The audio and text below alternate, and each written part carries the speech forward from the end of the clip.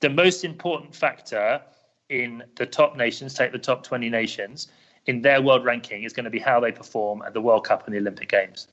So any coach or any high performance director has to have that at the forefront of their mind. To be honest, for them, the world ranking system and gaining some world ranking points should be secondary or tertiary to developing their team, developing their players. Welcome to Studio Hockey. Jon Wyatt is the sports director for the FIH and our guest today. We asked him to tell us a little bit about his hockey background and responsibilities within the FIH. Okay, thanks, Hans. Hockey. I started playing hockey when I was 18 months old, and I have played hockey for the last 45 and a half years. It is the sport that my father played and therefore introduced me to it.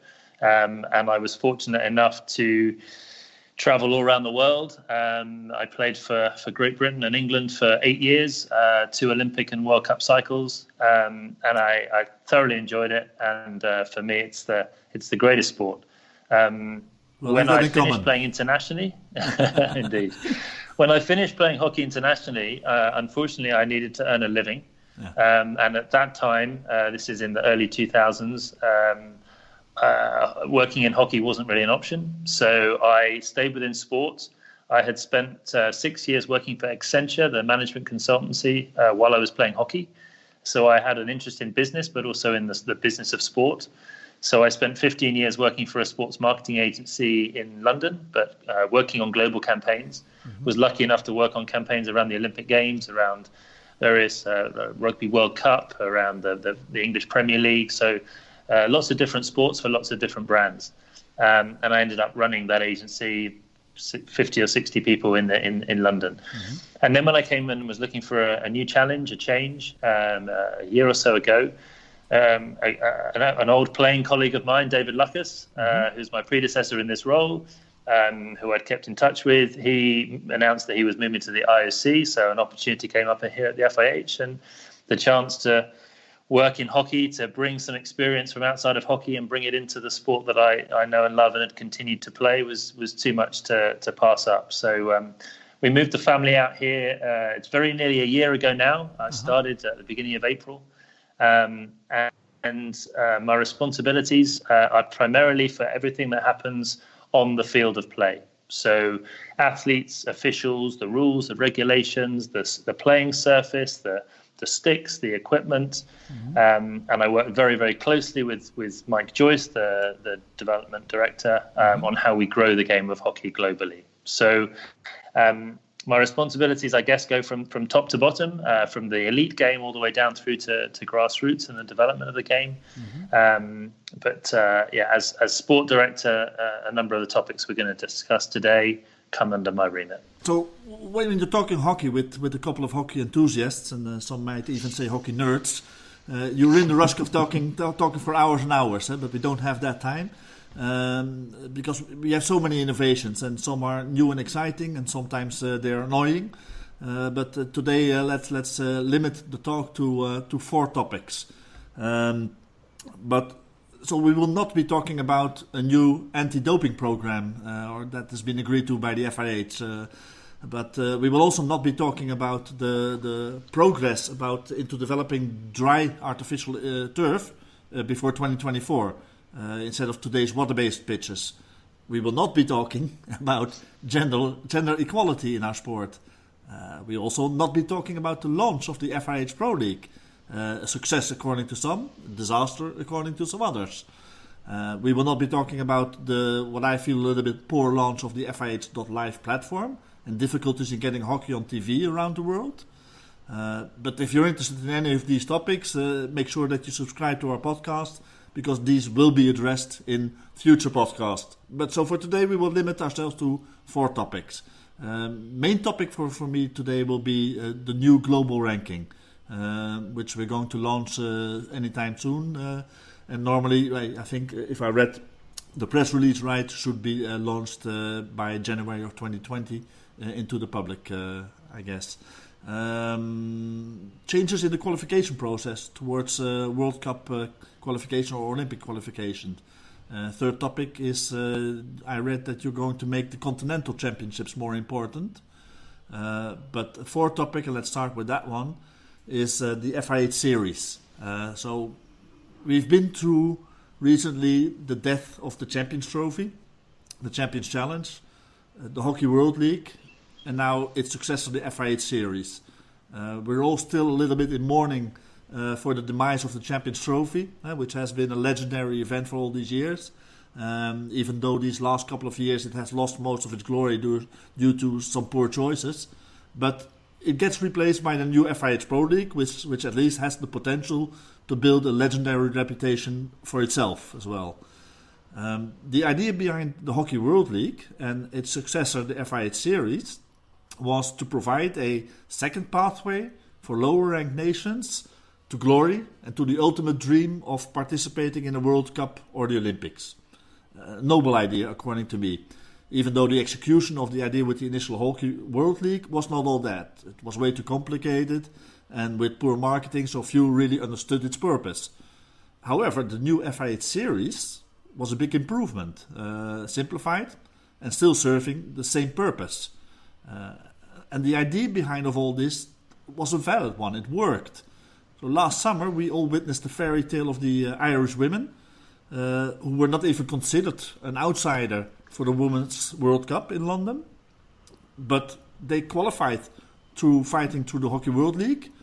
They fought their way to the final, and yeah, that's the stuff that dreams are made of. It's the stuff why we all love sports. So Jon, why kill the FIH Series?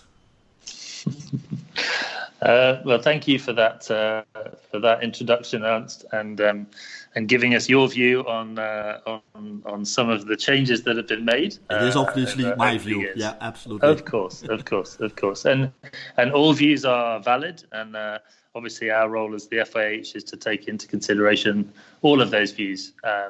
But probably the most important views are those of the athletes and our members, the national associations. Mm-hmm.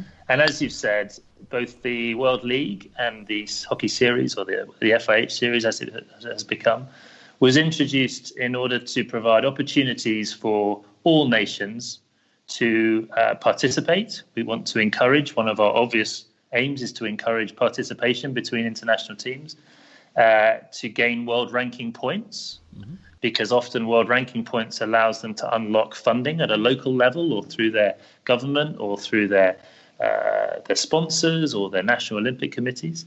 And then ultimately to qualify and then have the chance to qualify, as you say, live the dream, to participate in the World Cup and the Olympic Games. And those rationale are still as valid today as they has ever been. Mm-hmm. And they were certainly the intention behind the launching of those, the predecessors, if you like, to where we've got to now. The unintended consequences, which often only transpire when you roll something like this out, are what we have been listening to for the year since I've been with the FIH. And what we have discovered that where we were trying to provide opportunity, we've actually caused challenge and conflict for particularly our smaller national associations, mm-hmm.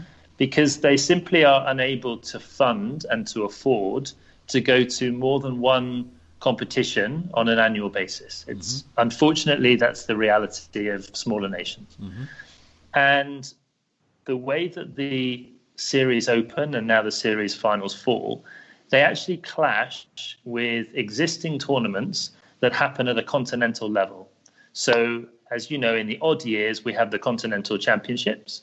Well, that's the same cycle now as this year, as the FIH Series finals will be happening. Mm-hmm. And equally, in the even years, every one of our 5 continental federations hosts various invitational or lower level, if you like, continental tournaments for their national associations. And what the national associations have told us is that they were having to choose between those two tournaments. They were having to choose between going to a Continental Federation organised tournament or go to an FIH organised tournament.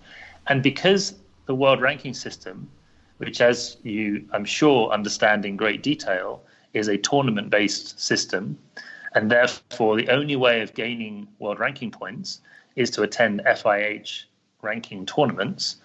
The continental federations started to suffer. And there was even one example last year where a tournament had to get cancelled because there were no teams. Of the 12 teams who were invited to participate, the lower ranked teams in this particular continent, yes, none of them went, and they all prioritized the FIH Series Open over that. Mm-hmm. So whilst we were trying to provide opportunity to participate, in effect, we were actually creating a conflict, and a conflict between ourselves and our continental federations, which is basically like brothers and sisters in a family. Right? I mean, we all have the same purpose to grow and develop hockey around the world.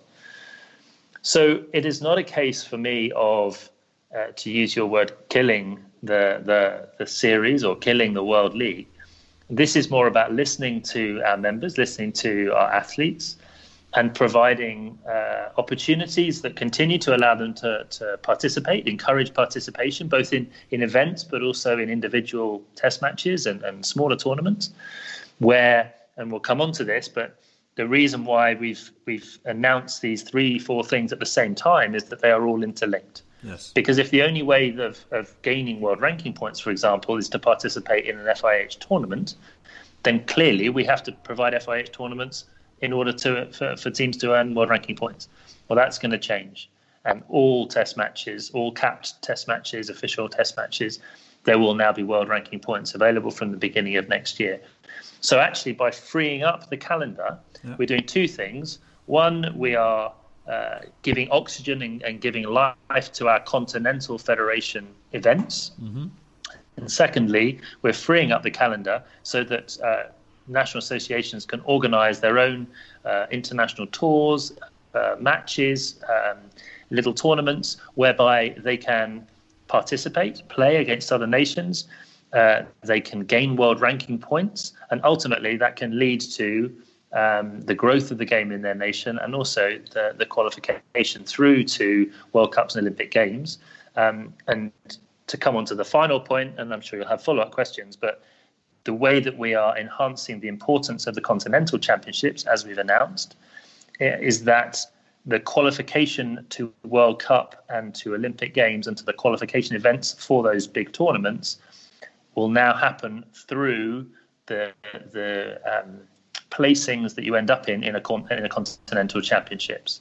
So currently, today, you have to win the continental championships for the continental championships to allow you to qualify for an Olympic Games or a World Cup.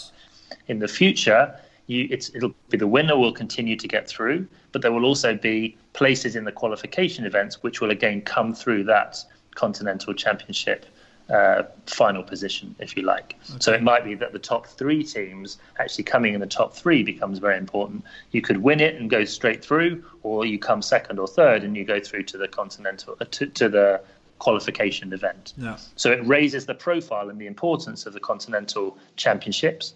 But therefore, what we've said to our continental federations, and we've had a number of meetings with them about this, they all have to have qualification events to get to their continental championships that are open to all. So every national association around the world has to be able to be part of the road to the next Olympic Games or the next World Cup. What I get at from previous talks is that namely the IOC asks for federations to have at least 2 pathways to go to the Olympics. So one is obviously, well, apart from being the organizing country, one is becoming the continental championship, winning the continental championship. The previous one was qualifying through tournaments like this World League or the FIH Series. So yes. Will they still accept this? Okay, the qualifiers that we're going to organize as the second pathway to the Olympics. Okay. Exactly, and being very honest, some of the absolute final detail of this, and exactly how many places are going to come through the Continental Championship, and exactly how the qualification events will happen, which will be the first set of this will be in 2021 ahead of the 2022 World Cup. Yeah. So the first Olympic qualification will be in 2023 ahead of 2024. Yeah. So some of that detail we haven't announced yet. You'll have noticed that. Yeah. And that we're continuing to finalise and to take through the processes that it needs to go through and all the stakeholders that I'm sure you'd appreciate. Yeah. But the principle is that there will be greater emphasis placed on the continental events, both from a qualification point of view at the very, very bottom of the pyramid, if you like, all the way up through the championships and all the way up to the Olympic and World Cup. So to sum up, basically it means that the places that are reserved for the qualifiers for an Olympics or the qualifiers for a World Cup, now instead of coming from the FIH Series events, they are now coming from the continentals. So a good number will come from the continentals. Yeah. Then there will be some that may come through the world rankings. Yeah. That's the detail, the fine detail that we are just confirming with our stakeholders at the moment. Okay. Yeah.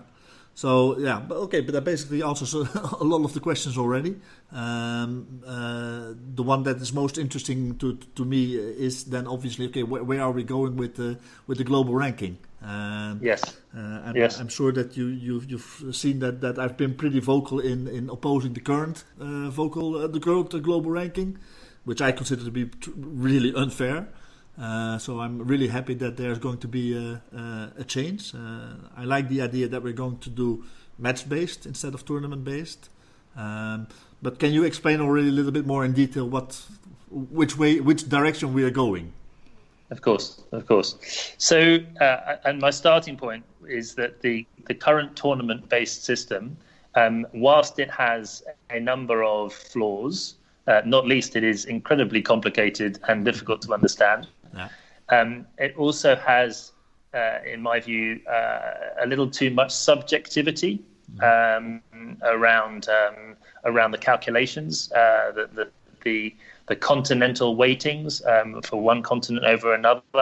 The logic is sound, but there is an element of subjectivity, and I think when it comes to ranking systems, the more clear and objective you can be, the fairer it is for everybody. Mm-hmm. That said, I don't think anyone would argue too strongly that for the top probably 15 to 20 nations in the world, it's pretty accurate, the current system.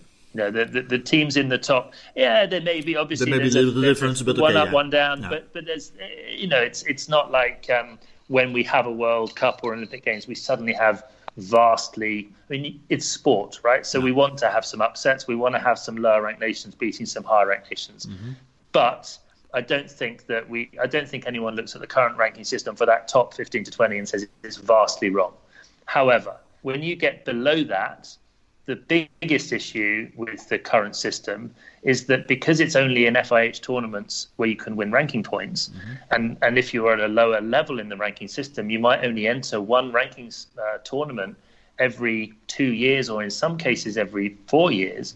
The opportunity to earn ranking points is very, very small. Yeah. And we've looked at the numbers, and we now have a fantastic tournament management system which allows us to capture every single result in every official test match, male and female, anywhere in the world. Yeah. It captures between 12 and 1,300 matches every year. And at the moment, the current system only uses about 20% of those test matches, which happen to be in FIH tournaments, to calculate the world ranking. So there's a load of hockey going on that is not counting towards world ranking. So that's where we've started. We've then looked at many other team sports that we think are relevant, including rugby, basketball, football, and a number of others.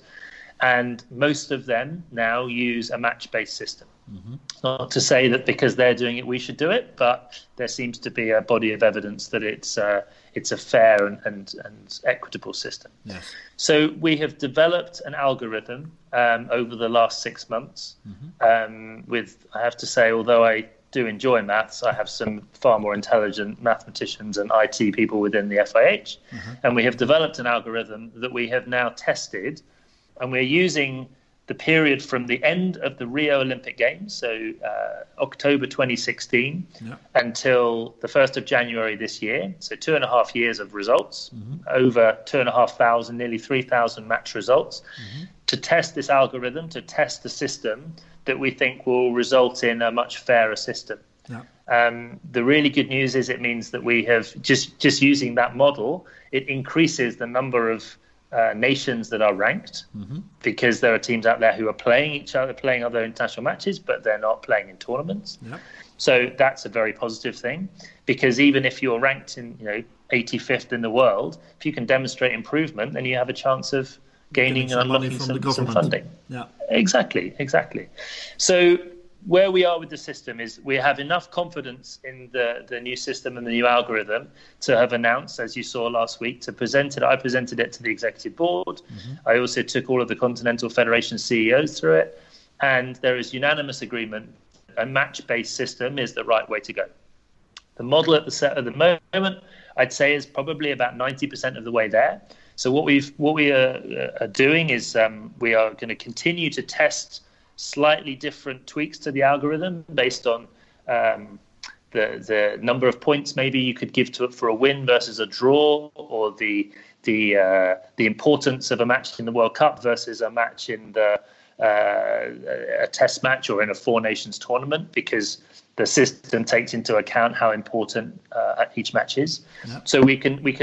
There are a number of levers that we can use to see what gives out what we believe to be the best and fairest result. The system we have at the moment, as I say, we reckon is probably about 90% right. We're going to continue to test that system on the historical results. We're also going to, and have started, looking at every result as it happens this year and run the system, and probably run 2 or 3 different versions of the system in the background for 2019, such that when we get to the end of this year, we're really confident that all the little anomalies, all of the what happens ifs that already in conversations people are raising. Well, if that was the case, what happens if this happens? What is that fair? Is not fair? So will we get it 100% right? Of course not. Will we get it as close as we can? We will. And then the aim will be to then start that system from January the 1st, 2020. The reason for that date is that by that point, the qualification for Tokyo has been completed. And all of the pools, which are based on the world ranking system, have also been decided. So we won't be influencing the current 4-year cycle. It would be wrong to change any qualification system or any ranking system during the Olympic cycle. But actually, we can run it from the 1st of January 2020, which means that by the end of Tokyo, it's actually in a pretty good place. And we then use that system for our qualification, for our pools, etc., from the end of 2020 onwards. So the World Cup in 2022 will be using that system, as will Olympic Games in 2024. Okay, good. Okay, can you shed some light already on the points which way they're given through matches, or? Yes. So the principles I can talk you through. So the principles are the number of points on any match is determined by 3 factors. It is determined by the result of the match, obviously. It's determined by the difference in world ranking going into the match. Okay. So obviously you should get more points if you beat a team who's ranked above you, and equally makes sense. And finally, the importance of the match. So is the match the World Cup final, or is the match a test series between 2 nations? Because clearly, whilst we want to encourage participation in matches, we also want to encourage participation in tournaments. And it's right that we should recognise good performance in tournaments above good performance in individual matches. The final point then is that it is a net zero system. And again, this is the system used in many other sports. So if 2 teams play each other, if one team gains 20 points, the other team loses 20 points. So if a lower ranked team beats a higher ranked team, then the lower ranked team gains more points, and the higher ranked team loses more points than if the result was the other way around, where the higher ranked team won the match. And in that case, they should win it. It's the expected outcome. Therefore, they would gain some points because they win, but a small number of points. And the team who loses, they lose points, but only a small number of points. Because again, we don't want to discourage lower ranked teams from playing against higher ranked teams, obviously, because that's how you improve and develop. Makes sense. So I will be very happy to watch this in action. You've seen the changed world ranking already. Did you notice a couple of discrepancies or? So it's very interesting when it comes to assessing a new model. Yeah. So a few things happen. One is there are winners and losers always. There's certainly some people move up a bit and some people move down. So you have to sort of somehow discount those individual scenarios. The second thing is, how do you determine whether a world ranking is better or worse than one model being better or worse than another model? Because it's not just does it replicate the current system? Mm-hmm. Because if it replicated the current system, then why are we changing the system? Absolutely. So then you have to look at results that have happened between when teams who played against each other from different continents, because that's really the time when you realize most of the rankings within a continent are pretty accurate correct. Because they're playing against each other all the time. Yeah. It's when you have this team from Pan America plays a team from Asia. It doesn't happen very often. And the problem with sport is that the better team doesn't always win. True. And so you don't always get the higher ranked team beating the lower ranked team. So working out exactly whether the system is good, bad, or indifferent is quite a challenge in itself. What we have found is that the top 15 or 20 teams, the order of the teams changes a bit in the current model, but the teams who make up that top 15, 20 are pretty much the same. The same teams, which is probably it's about logic. Right. If a team who played in the World Cup plays a team who didn't play in the World Cup, most times that team would win, not always. Where it's very different and where it has a much bigger impact is the lower down the table you get, because you're now comparing a system where a team may have earned some world ranking points from playing in a tournament once in 4 years, when actually they've played 35 test matches over the course of that 4-year period. So some again will go up significantly and some will go down significantly. And what we need to do is encourage the competition and participation without discouraging teams who may be at the very, very bottom end, who just desperately want to play, and that's the only way they're going to improve. So, we don't want to penalise them from participating. Absolutely. So I get absolutely the logic behind what you're telling here. For the lower ranked teams, is they need more matches and possibilities to gain world ranking points. And that's only beneficial for them, on field, but also off field with government grants and stuff like that. Sure. And I guess that most of these countries will benefit from playing a lot more games, even if it's against the neighboring countries and not always the stronger countries. But the competition will make them stronger and will make them give them the possibility to rise in the ranking. So I think that's a really good thing. But when you look at especially at the top 10 or top 15 nations, there are some differences between hockey philosophy based upon on the continent, and you've got a couple of countries with a strong domestic league, and a couple of countries who focus almost entirely on their national team. How will you then compensate? For instance, I don't want to pick on India, but let's take India and say, okay, they don't have the really strong domestic league competition. They focus almost for 90 or 100% on their national team. They're going to play a lot of tournaments, and so have a possibility of gaining a lot of points. And then you take a country like Germany, or England, or Holland, or Belgium, who have a really strong domestic league, where there is already a lot of fighting going on between clubs who are paying players and national teams, who want obviously the best preparations to go into the big tournaments. So they will have less opportunity to play a lot of tournaments. They will probably be a little bit the privileged ones, so they will probably be playing the good European Cups and the World Cups, and so they will have a little bit of an advantage in participating in those and gaining more points from that.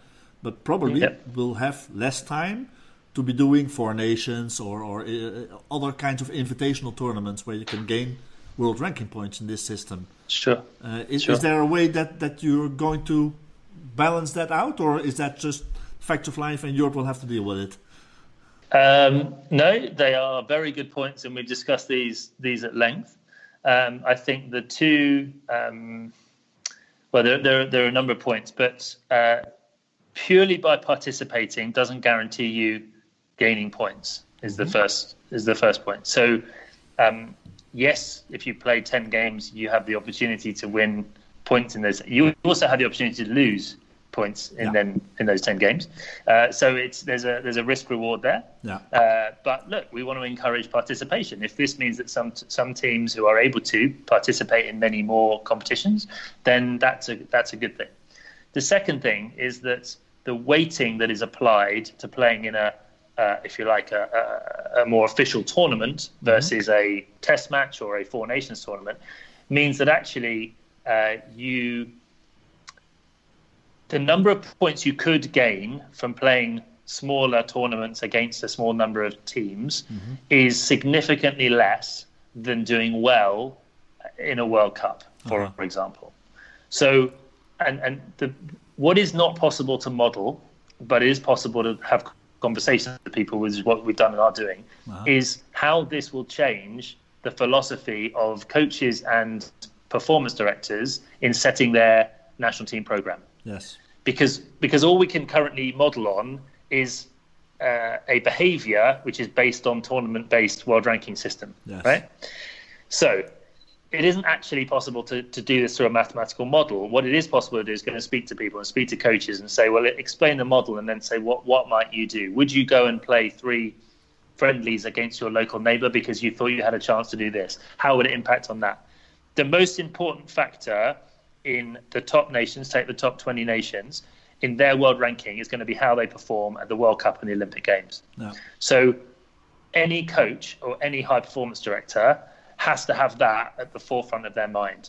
To be honest, for them, the world ranking system and gaining some world ranking points should be secondary or tertiary to developing their team, developing their players.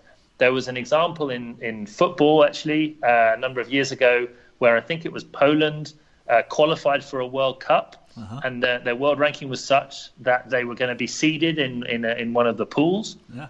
They didn't play any international matches between then and the seeding date, so that they maintained that seeding. They arrived in the World Cup undercooked, and they performed really badly. Yeah. So I certainly hope and expect that our coaches and our performance directors, their fundamental aim is going to be about performance at those major events. That's where they get their funding. That's where they get their NOC funding, their government funding.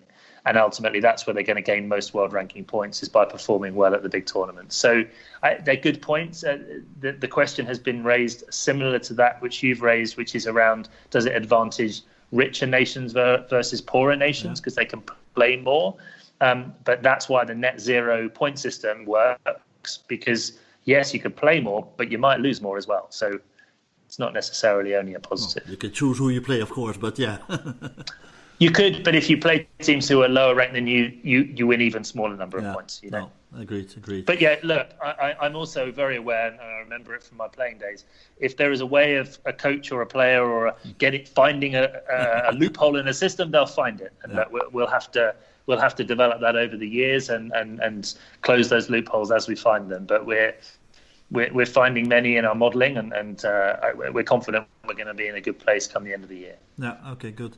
Will there be because we talked about there's going to be a higher importance for continental championships in the pathway to Paris 2024 and subsequent World Cups and Olympic Games. But at the moment, one of my biggest criticisms towards the current global ranking system is that there is way too much importance in points given based upon continental championships. For instance, if New Zealand beats Papua New Guinea in the Oceanic Championship, they gain the same points as Holland winning a silver medal at the World Cup. Almost the same points. 650 to 630, something like that. So that's very comparable. That doesn't make sense. Will that be different in the new system?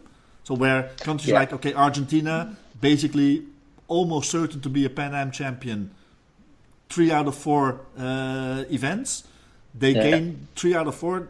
They gain the same amount of points as a current Olympic champion or a current world champion. where there are other nations, Asia, Europe, who have a lot more competition going on in the continentals. Yeah. Is this something that's going to be built?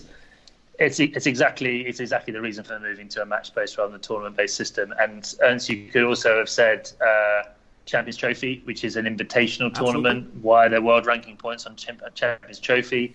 Pro League was not purely around performance on pitch. There were other reasons for choosing the teams. So all of that is exactly why we're moving away from tournament-based to make it more match-based. So in terms of the world ranking system, that subjectivity between continents and between invitational events and non-invitational events is exactly what we're trying to remove.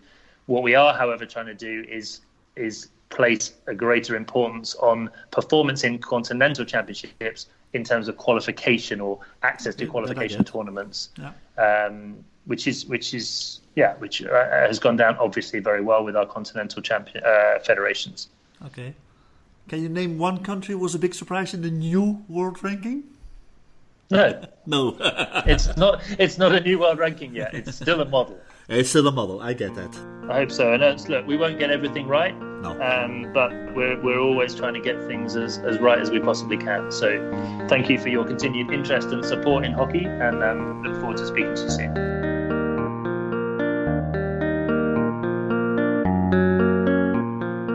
Thanks for tuning in to Studio Hockey. Don't forget to subscribe to our podcast. And as always, enjoy your hockey. Bye bye.